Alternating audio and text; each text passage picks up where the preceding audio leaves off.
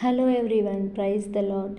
ఈరోజు వీడియోలో ప్రార్థన గురించి కొన్ని వాస్తవాలు తెలుసుకుందాము. మనం ఏ విధంగా ప్రార్థన చేస్తే దేవుడు ఆలకిస్తారో ఈరోజు వీడియోలో తెలుసుకుందాము.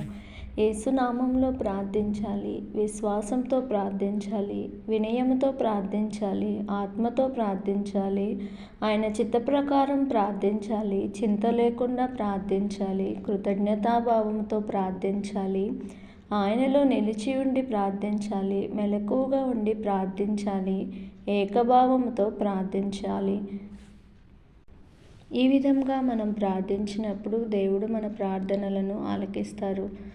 తనకు మొరపెట్టు వారందరికీ, తనకు నిజముగా మొరపెట్టు వారందరికీ యెహోవా సమీపంగా ఉంటాడని బైబిల్ గ్రంథంలో కీర్తనకారుడు సెలవిస్తున్న రీతిగా మనము ఈ విధంగా ప్రార్థించినప్పుడు ఆయన సమీపంగా ఉంటారు. మన ప్రార్థనలను ఆయన ఆలకిస్తారు.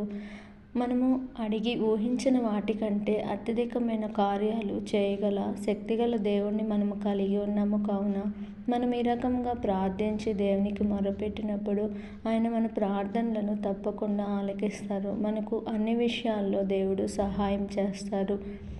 దేవుడు మనందరి ప్రార్థనలను ఆలకించునుగాక.